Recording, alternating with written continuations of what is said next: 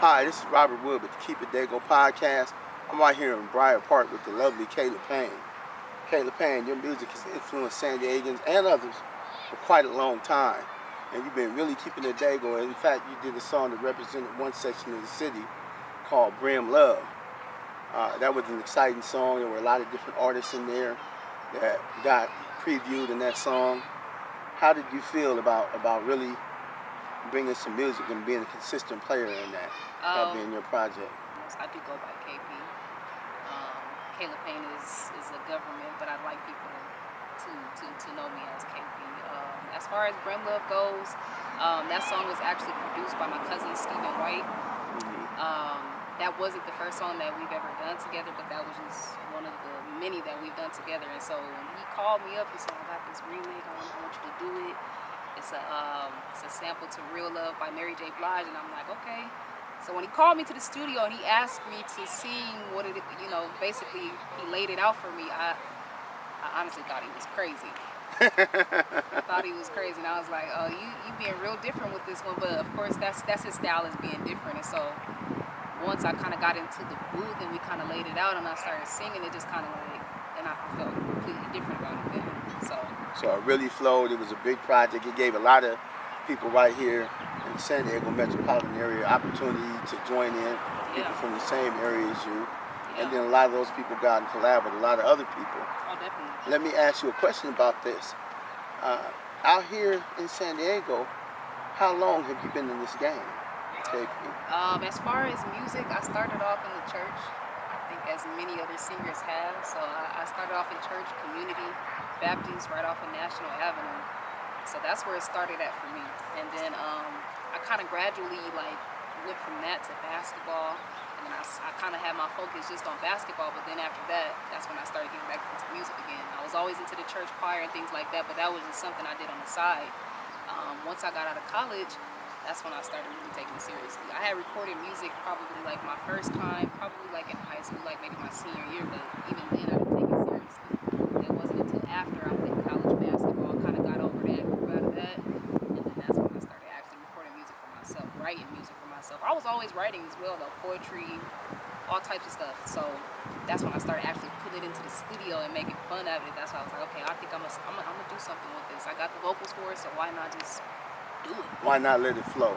Now we're going to backtrack just for a moment because you said something that's really important, and that is that you played basketball at the collegiate level, you went to college, you finished college. I have not finished college yet. You're still in college? Not at this moment. I'm not. I actually did my first 2 years, and then I started working full-time, and so I gave myself basically a break from school. I was majoring in Spanish. I'm also bilingual, so I took a break from that because I wanted to focus on getting into full-time hours. That was my first time working a full-time job, so I'm like, let me focus on this, give school kind of sort of like a little break.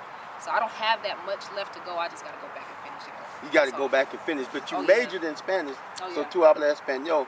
Es muy bueno porque otro artist would probably like to work with you out there.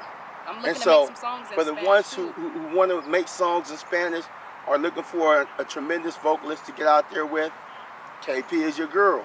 Holler at her, or at least possibly. Yeah. Now, so you go to college, you play hoops, you're on a scholarship, so obviously you have mad skills there, and then you found out you didn't really discover it, but I think you discovered the possibilities for using the talent that you had been losing in the church to uplift the Creator. It was like a newfound love.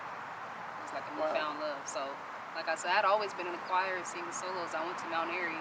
I grew up in community, but then for a while, my mom, we stopped going to church after my grandmother passed. And so when we started going back, we joined Mount Airy. And that's when I started singing again. But even then, I was still playing college hoops. So I was like, oh yeah, I can sing, but I'm not necessarily trying to follow that as a career path. It wasn't until I got out of college, I'm like, okay, I got to take this a little more serious. This is fun. I sound good, so and it's in the family too. My cousin has been recording music, so is my brother. So I'm like, why not? And for you, increasingly, you're getting traction out here in San Diego, really all over the place, but specifically in San Diego County, You're starting to gain a lot of traction. LA We're trying too. to introduce you to more people. Yeah. You're in the industry in LA, Mm-hmm. and so you're really starting to have a footprint in the industry as an artist coming out of San Diego. How does that feel, and what would you recommend as a path to other San Diego artists who are trying to break in? Well, because I'm still kind of breaking in myself, of course I can only give kind of beginner advice, but staying consistent, being yourself, because a lot of people think that they're supposed to sound like the next person, but you create your own lane, something that people have never heard of, and just being yourself is going to organically happen. So I would say just be yourself. Content is important also. A lot of people knock 9 to 5s and jobs, but it's like, how else are you supposed to support Right. your music career? So there's nothing wrong with having a job. You just got to continue to stay focused, because I have a job, but I basically, that's to contributing to my music and be able to support doing things like music videos, studio time. If I need to go to LA to do something, I got the gas, I got the car, all of that. So that's also important too. So you're basically not trying to do it like some artists out here who they're saying, well, this is all I'm going to do is music. You're saying, I'm doing the music, but in order for me to be consistent and be able to consistently self-finance, I also need to work. If you got it like that, then you got it like that. But for some that are getting it out of the mud, and like myself, you know, you gotta be able, it takes money to make money. Right. And there are a lot of people doing things out here that are not exactly well off or rich. Mm-hmm. And so, yeah, that would be something that I would see would be a necessity in that instance, because you're going to consistently need money to be a consistent player in any industry Be able to keep up with it. in order to keep up with It's it, in order to expensive. have the tools that you need, in order to be able to go the places that you need to go, have wardrobe, pay photographers, all this different stuff.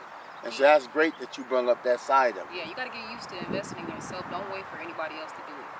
Don't wait for anybody else to do it. I think that's the biggest thing for me too, is not waiting on anybody else to do anything. I'm investing in myself, and it's working. It's working. As a constantly producing artist who's also working, and you look around out here in San Diego, who do you see out here that you haven't worked with that you would like to work with? Maybe even somebody you don't know. I would say right now at the top of the list, Lil Weirdo has to be one of them. He's actually a Mexican rapper coming out of San Diego. He represents the A5A, but he's hard. That would probably be one of them off the top of my head.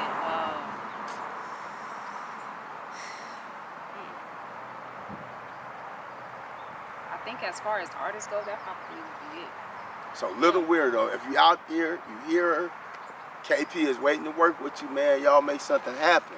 Yep. So what's the trajectory of your career right now? I mean, like, what's next for you? Tell us about some of the projects you did and some of the projects that you're thinking about doing. As of right now, I just recently put out an EP not too long ago, so it's a compilation of 5, 6 songs, I believe. It's self-titled. Spaceship, the latest video that I just dropped, is one of the singles that's included on the EP, so y'all can expect that. I mean, honestly, that's already out, so I'm about to be working on a second EP. Expect a lot of features. I'm going to be featured on a lot of things.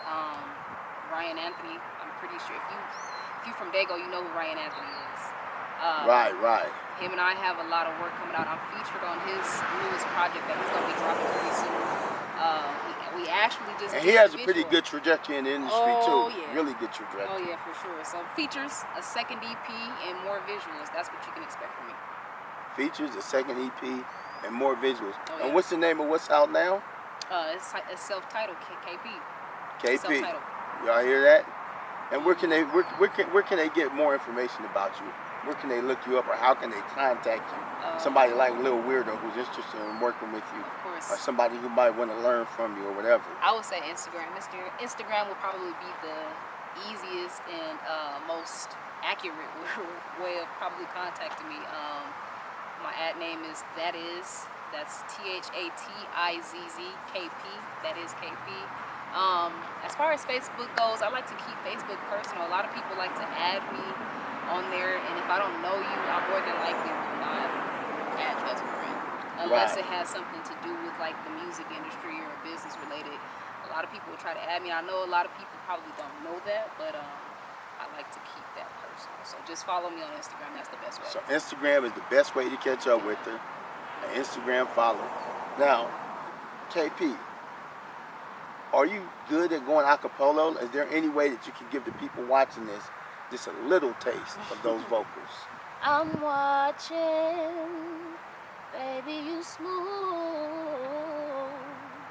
I wanna know how deep your love is. Come on and show me your moves. Baby, don't be shy with me. Guaranteed I got what you need. I'm gonna keep it at that. Whoo! She's keeping it at that. But ain't that enough, Daygo? I mean, anybody who's thinking about collabing, anybody who's trying to get somebody to get on something with them, I mean, anybody out there who heard it, if you're looking for an artist for a project, whoo! Pure fire, uncut, Appreciate it. dynamite. So, is there anything else that the people of Daygo should know about KP before we close out? Just expect to hear and see a lot more.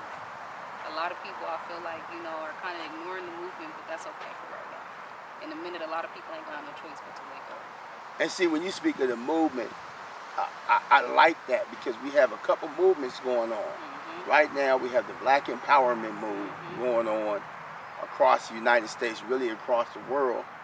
And in San Diego, we have a unity move with just people in general that are in San Diego's urban entertainment industry, where regardless of what color their flag is or what they represent or anything like that, Still coming together. color of their skin, whatever, they're starting to come together and do some work. And that's one of the reasons why I am expecting tremendous things and tremendous opportunity to launch careers from right here in San Diego. Because as we continue to get to know each other and our audiences out there, these people out here in San Diego County continue to get to know the artists, I believe there will be a huge expansion of our industry based on people will be buying, people will be asking San Diego artists, hey, I'm doing a party, can you be there? And it's going to be, I'm going to pay you to perform in this, Right. And I just think it's going to grow. So how do you feel about the possibility and the prospect for growth, given the way that San Diego's urban entertainment industry has turned toward unity recently? A lot. Especially when it comes to like the Crips and the Bloods and different things like that. Like you said, I've been witnessing a lot more unity between them. So as far as music, I feel like it kind of starts with the politics of the streets, being able to get along on the streets, and then that progresses to being able to do music together. So, I mean, you can only just hope for progression and improvement. But honestly, I've been seeing that, like just like Mitchie Slick and Damu just kind of put out, I think it's Elevated, the new single that they just dropped. You figure that's Lincoln and Brim, and it's a lot of politics between that going on right now. So it's like that is a part of trying to break out of whatever is going on the streets and kind of bringing unity between Black and Brown, Between and especially people. Black. Oh yeah. Yeah, and then with that collaboration being mentioned, I have to mention Big June, who has footprints out. Big June A is red hard. and a blue footprint. I actually will definitely add him to the list of people that I would like to work with. Yeah, that's my San boy. I've Diego. been knowing Big June a is long hard. time. I've heard songs that ain't that good, but because he was on it, it made the song just that much better. Yeah, he does some tremendous stuff. You guys look out for Big June too. For sure, he's been doing it for a long time too. He's been doing it for a long. I mean, he's been doing rap since the 80s. He's been around rapping that long, and it's been strong. And I think that as San Diego's urban entertainment begins to come on, people like Big June, like Issei, like Baylo, like Damu will begin to get traction also. Yep. There'll be more people who will start to see traction, and some of them will be some of the people that have been there all along. They're hard, but because of the politic of doing it out of Daygo, it's been difficult And so now that we're changing that, it's going to be awesome.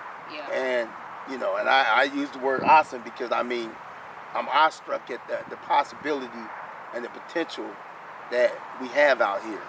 And I'm sure we are going to grow and reach that potential. With that being said, I'd like to leave the audience with something. Keep grinding, keep it real, and always keep it Daygo. Check us out, keepitdaygo.com. KP, folks. Thanks for having me.